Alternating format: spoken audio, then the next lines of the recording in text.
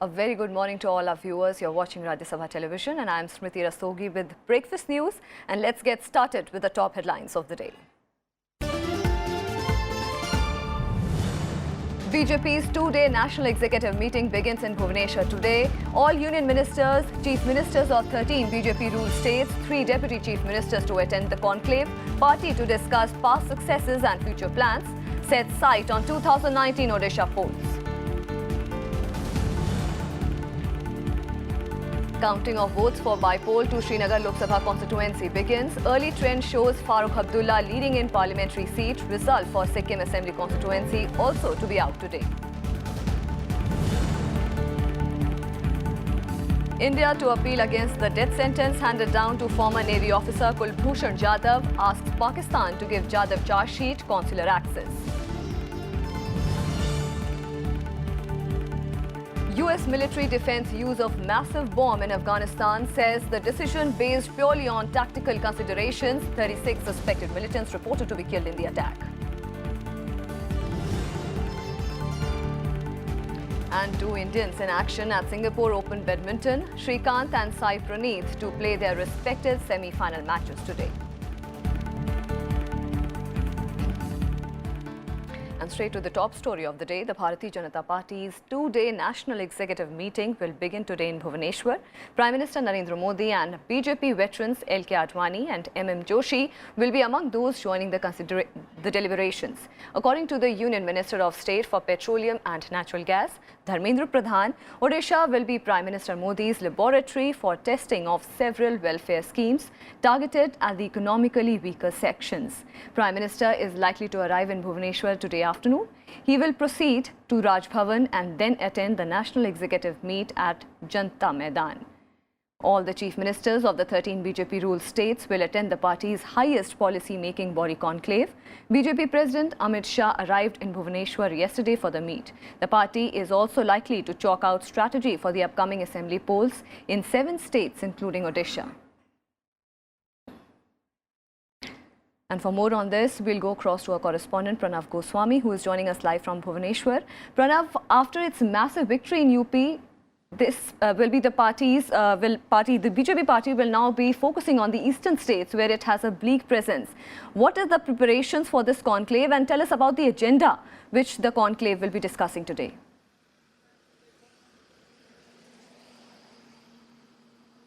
Yeah, you are very right that after the success in recently held elections, including Uttar Pradesh, BJP is now very optimistic that they'll be performing well in these states also. Before I tell you more about this meeting, let me show you preparations, and you can see the BJP flags and the posters of senior leaders of BJP, and you can see these posters in across the city. The venue of the meeting, Janata Maidan, has been decorated beautifully. We know that in recently, after the commendable performance in Odisha Panchayat election, now BJP eyes Odisha. And in this particular meeting, BJP's top leadership will be discussing and will be highlighting, in fact, the recent success of Uttar Pradesh election. And right. After that, we know that yesterday only party president Amit Shah has arrived in Bhubaneswar, and Prime Minister Narendra Modi will be arriving around 3, and there will be a road show also. So BJP is trying to create a buzz in the state, and there are other issues also which will be discussed. There will be 2 resolutions, one political resolution and one economical resolution, which will be passed after discussion.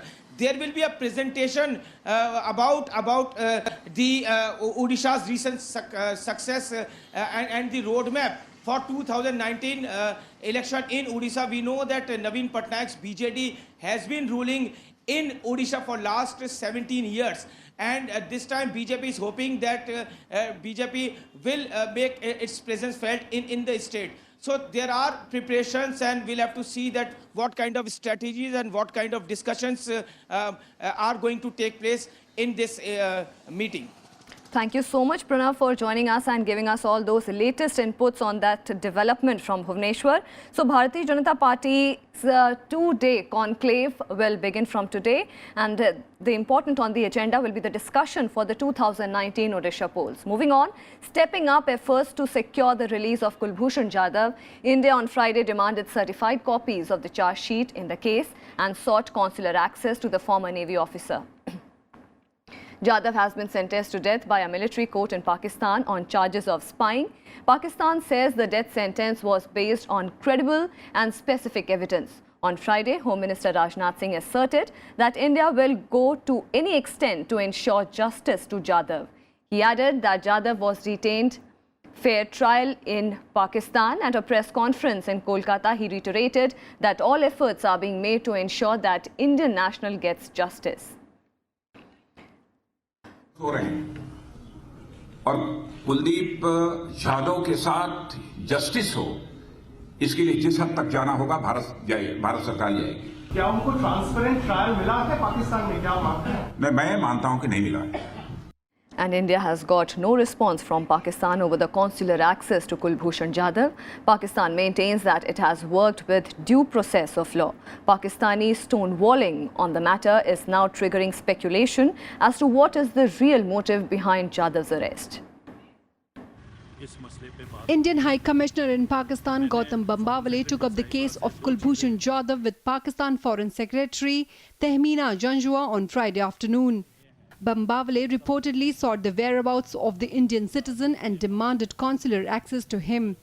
He also demanded a charge sheet and copy of the court verdict against Jadhav.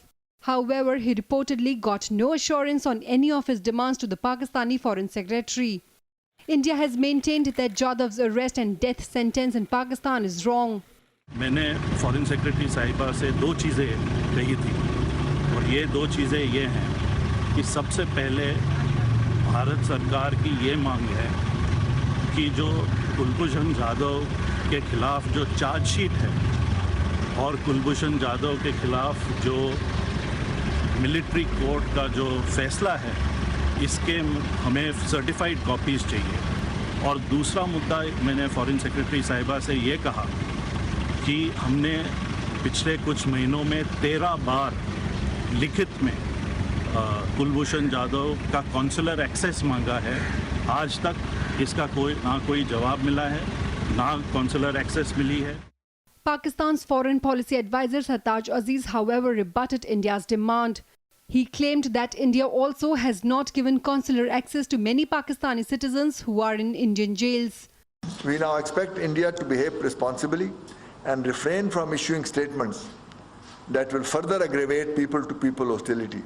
बहुत साफ शब्दों में कहा है कि उनको कहना कि वो जासूस थे, ये काल्पनिक बात है। कोई जासूस अपना पासपोर्ट लेके किसी देश में नहीं जाता है। और हमने ये भी कहा है कि अगर उनके खिलाफ कोई कार्रवाई होती है तो हम इसको प्रीमेडिटेटेड मर्डर मानेंगे। However, Sartaj Aziz said India can use the right to appeal to Army Court within 40 days and then to Chief of Army Staff in 60 days and then to President within 90 days after exhausting the two former options. Seeing the hesitation in giving consular access to Kulbhushan Jadhav, speculation is gaining ground in India that Jadhav might even have been eliminated. These are statements being made by Pakistanis, functionaries, present and past. Even Kasuri has made certain statements, but I am absolutely convinced beyond an iota of doubt, all these are afterthoughts. Even the Pakistani Prime Minister Nawaz Sharif had no clue whatsoever about the trial of this Indian. Kulbhushan Jadhav जो एक भारतीय नागरिक है, उसको अपहरण करके एक kangaroo process के तहत मौत की सजा सुनाई गई है और आज पूरा मुल्क कुलभूषण जाधव के पीछे खड़ा है और पाकिस्तान अगर उसके खिलाफ ऐसी घिनौनी कार्रवाई करता है तो फिर उसका अंजाम पाकिस्तान को भुगतने के लिए तैयार रहना चाहिए। The situation has been complicated further, with the Pakistani Bar Council issuing notice to all its members not to take up Jadhav's case. No Indian advocate can be deployed for the case without the permission of Pakistan's authorities. Pakistan is giving no reason why India cannot be given consular access to Mr. Jadhav. That is why there is doubt whether it is a case of extreme torture to the Indian citizen. If it is contravention of Vienna Convention and the whole international practice towards the other countries' citizens. Pakistan has to reply it. Akhilesh Suman for Rajya Sabha Television with camera person Vijay Kumar in Delhi. Meanwhile, Prime Minister Narendra Modi was in Nagpur yesterday, where he paid tributes to Dr. Baba Saheb Ambedkar. He attended a Digi Dhan Mela in the city and formally launched the biometric-based payment system, the Bhim app. The app, which is linked with Aadhaar, will allow users to make payments through a fingerprint scanner by authenticating the Aadhaar biometric details of the user. Prime Minister Narendra Modi formally launched the Aadhaar-linked Bharat interface for money, or the Bhim app, in Nagpur on the 126th birth anniversary of Dr. Baba Saheb Bhimrao Ambedkar. He also announced cashback and referral bonus schemes to incentivize digital payments towards a clean India. Speaking at an event organized by Niti Aayog, Modi said that the Digi Dhan movement is aimed at fighting the menace of corruption. Bharat के संविधान में सामान्य मानवी को हक देने का काम जिस तरीके से भीमराव अंबेडकर ने किया है, उसी तरीके से भीम ऐप अर्थव्यवस्था के महारथी के रूप में काम करने वाली है। ये मेरे शब्द लिख करके कोई रोक नहीं पाएगा। 2022 जब आजादी के 75 साल हो, तब मेरे देश के गरीब से गरीब का अपना घर, इस देश का कोई गरीब ऐसा न हो जिसको अपना रहने के लिए घर न हो, अपनी छत न हो। The Prime Minister inaugurated 14 units of thermal power plants at Koradi, Chandrapur and Parli, with a total capacity of 3,230 megawatts. He also laid the foundation stone for a new AIIMS hospital, IIM and IIT in the city. और अब जब नितिन जी बड़े गर्व के साथ बता रहे थे कि नागपुर वासियों का जो गंदा पानी है वो बिजली के उत्पादन में काम लाया जाता है, रिसाइकल किया जाता है, एक प्रकार से पर्यावरण के अनुकूल ये इनिशिएटिव है। मैं इसके लिए नागपुर को बधाई देता हूं। महाराष्ट्र के और देश के नौजवानों को अपना भाग्य बनाने के लिए, आधुनिक भारत बनाने के लिए, अपनी योग्यता बढ़ाने के लिए इन संस्थानों के द्वारा अवसर मिलेगा। मेरी युवा पीढ़ी को बहुत बहुत शुभकामनाएं हैं। ये आज जब मैं उनको, मेरे देश की युवा पीढ़ी को याद कर रहा हूं। On his arrival in Nagpur, Prime Minister visited Diksha Bhumi, the place where Dalit icon and principal architect of the Constitution of India, Dr. Ambedkar, embraced Buddhism and offered his prayers. Bureau Report, Rajya Sabha Television. On to some more developments. The counting of votes for the by-polls to Srinagar Lok Sabha constituency and Sikkim Assembly constituency is underway. Early trends are giving an edge to the former Chief Minister and National Conference leader Farooq Abdullah. Abdullah is locked in a direct contest with ruling PDP's Nazir Ahmed Khan. Voting for the parliamentary seat in Srinagar last week was marked by a record low turnout of 7% and violence.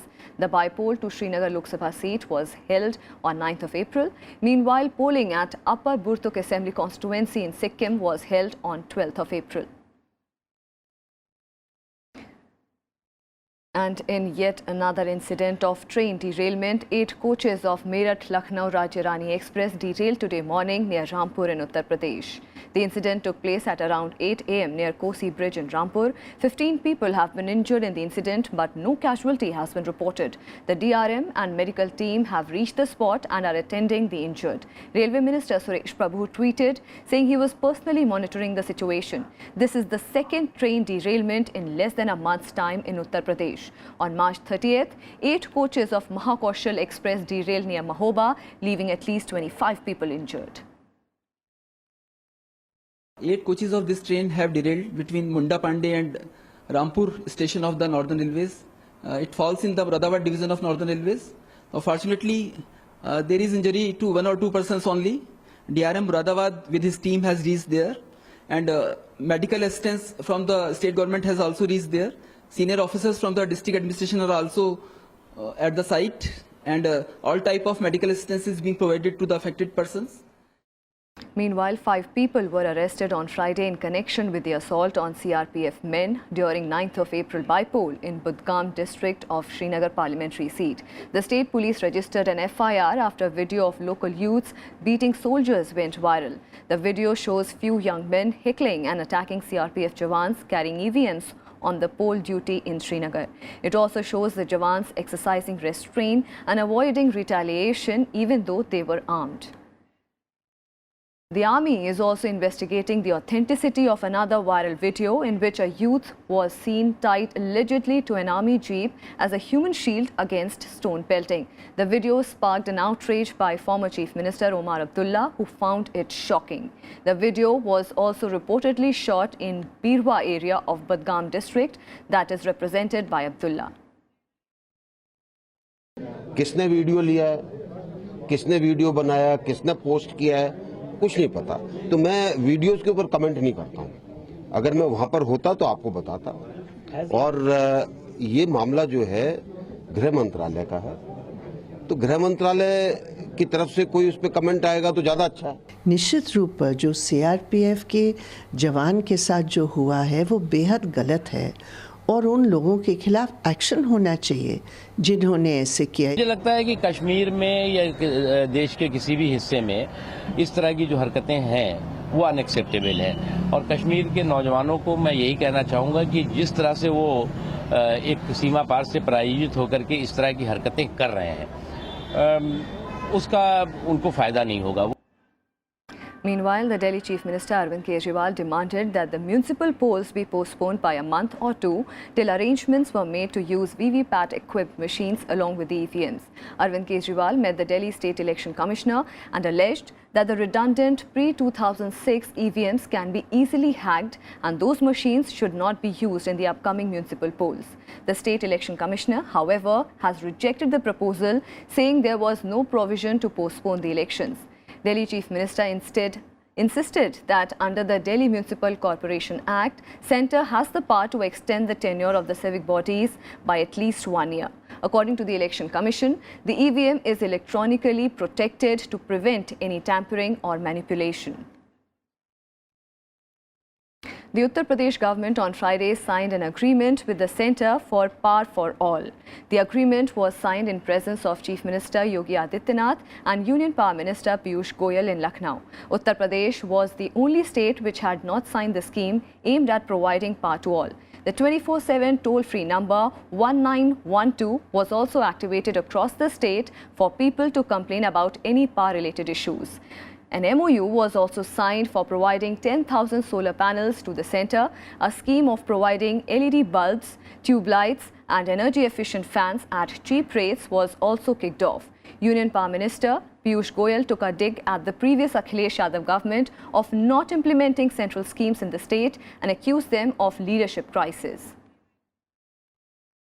एकमात्र उत्तर प्रदेश था जहां 3 वर्ष से केंद्र सरकार लगातार प्रयास कर रही थी कि उत्तर प्रदेश के भी लोगों को इसका लाभ मिले, पर असमर्थ थी इस कार्यक्रम को आगे बढ़ाने में।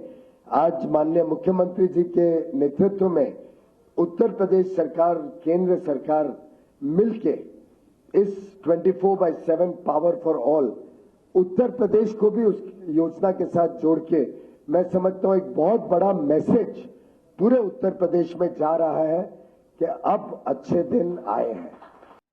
And here are more updates from across the country nationwide. Newly formed political party Swaraj India on Friday promised an epidemic-free, garbage-free and pollution-free Delhi if voted to power in the MCD polls later this month. Releasing its Saaf Dil, Saaf Delhi manifesto, Swaraj India President Yogendra Yadav said that the Bharatiya Janata Party and the Aam Aadmi Party were responsible for the poor state of 3 civic bodies for which elections are being held. Manipur Health and Family Welfare Minister Jayant Kumar Singh has resigned, citing interference to his authority a month after being sworn in as the minister. In the resignation letter to the Chief Minister, Jayant Kumar said he had been working with certain visions. As per reports, N. Biren Singh said that he neither received the health minister's resignation letter nor has any information about it. Former Jammu and Kashmir Governor Girish Chandra Saxena, also known as Gary, passed away on Friday in New Delhi after a brief illness. He was 90. He served as the governor twice in 1990 and 1998. Jammu and Kashmir Governor N.N. Bohra and Chief Minister Mehbooba Mufti have expressed grief over the demise and conveyed condolences to the bereaved family. And with that, we'll slip into a very short break. More news and updates on the other side. Stay with us.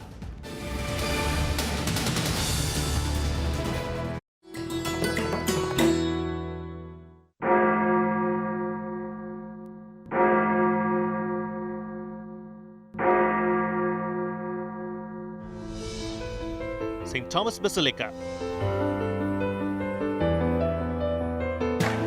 One of the world's 3 churches that is built over the Tomb of Apostles. St. Thomas was one of the 12 apostles of Jesus Christ who brought Christianity to India. With an underground tomb where the remains of St. Thomas are laid, this magnificent basilica is of Gothic architecture.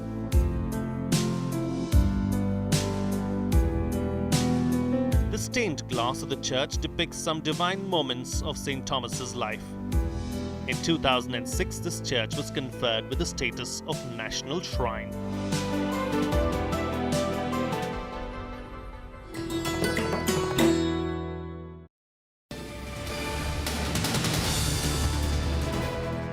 Welcome back. Shifting our focus on the international front, the top US military commander in Afghanistan says the decision to use a powerful bomb in the country was based purely on tactical considerations. General John Nicholson said the most powerful non-nuclear bomb ever used by the US in combat had been the right weapon to target a suspected Islamic State base in Nangarhar province. He added that a 300-meter-long network of tunnels and caves was destroyed. Known as the Mother of All Bombs, or MOAB, the device was dropped on Thursday evening in Achin district. Afghan officials say the US coordinated the attack with Afghanistan. About 36 suspected militants were killed, according to the Afghan officials, but IS has denied any suffering in the incident. This weapon was the appropriate weapon to use against this target, and prior to this, we didn't have such a target. I am fortunate in that my chain of command allows me the latitude to make assessments on the ground, to operate within my authorities. Of course, we communicate constantly up and down the chain of command about what we're doing here on the ground. This was the right weapon against the right target. And to find a solution to the ongoing turmoil in Afghanistan, India, Pakistan, China and Russia on Friday deliberated on the situation in Kabul at a conference in Moscow. Several Central Asian countries also participated in the conference, which was organized a day after the US dropped the mother of all bombs in Afghanistan's Nangarhar province. Representatives from the leading regional powers reviewed the peace process in Afghanistan. They also discussed the security situation, besides exploring ways to ramp up reconstruction activities in the country. The conference is also understood to have dwelt on boosting regional coordination for bringing peace and stability in Afghanistan. The conference is believed to be an initiative of Russia, China, Pakistan, and is for the second time that India is also participating. And North Korea has accused Donald Trump of raising tensions in the region and warned that the regime would conduct nuclear tests when it sees fit. Meanwhile, China has warned that conflict could break out at any moment as tension over North Korea escalated. Foreign Minister Wang Yi said if war occurred, there could be no winner. Wang's comments came as the US voiced increasing concern at North Korea's development of nuclear weapons and deployed a Navy carrier group off the Korean peninsula. China, North Korea's only backer, fears conflict could cause the regime to collapse and create problems on its border. China is concerned that any conflict could lead to a huge refugee problem on its border with North Korea. But in a sign of growing frustration with its neighbor, it recently blocked coal imports from the north. Trump and China's President Xi Jinping have been in contact by phone since their summit last weekend in Florida, and media reports have quoted US officials as saying tougher economic sanctions against North Korea are also being considered. In regards to North Korea, we are working with international partners in order to diffuse the situation, but the bottom line is North Korea's got to change its behavior. That is an agreed position among the international community, nations that are working together on this. Thank you again very much. С большой беспокойностью наблюдают за эскалацией напряженности на Корейском полуострове. Мы призываем все страны к сдержанности. Meanwhile, Russia has demanded an investigation by the Organization for the Prohibition of Chemical Weapons, or OPCW, in the chemical weapons attack in Syria last week. Foreign ministers of Russia, Syria and Iran insisted on an investigation at a joint news conference in Moscow following trilateral talks. The 4th April attack in the town of Khan Sheikhoun, blamed by many governments on the forces of Syrian President Bashar al-Assad, killed scores of people and prompted the US to launch a missile strike on the Syrian air base in response. A senior Russian diplomat has added that the probe into the chemical attack in Syria should include experts from Brazil, India, Iran and other nations. Deputy Foreign Minister Sergei Ryabkov insisted that inspectors from the OPCW should visit both the Syrian air base, which the US said had served as a platform for the chemical attack, and the area of the attack as soon as possible. Настаиваем на проведении тщательного, объективного, непредвзятого расследования обстоятельств применения химических веществ в Хан-Шейхуне 4 апреля, чтобы такое расследование было организовано под эгидой Организации по запрещению химических. And on to sports. Ace Indian cueist Pankaj Advani won his 7th Asian title by defeating Saurav Kothari 6-3 in an entertaining final of the Asian Billiards Championship in Chandigarh. The first session saw Kothari run away with 3-1 lead before the interval. However, the 16 times world champion came back in a stunning fashion to win the next 5 frames on the trot to clinch the title. Advani will now switch to snooker to compete in the Asian Snooker Championship in Doha, which begins on 22nd of April.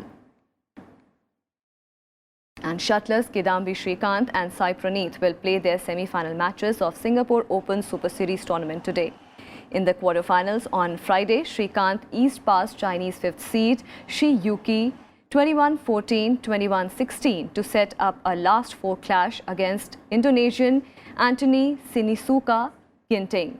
Praneeth, on the other hand, had to toil hard for his 15-21, 21-14 and 21-19 win over 8th seed Tan Nonsag of Thailand. He will next face Korea's Lee Dong-Kwan for a place in the final. However, it was curtains for Olympic silver medalist PV Sindhu, who lost her quarterfinal match against rival Carolina Marin of Spain.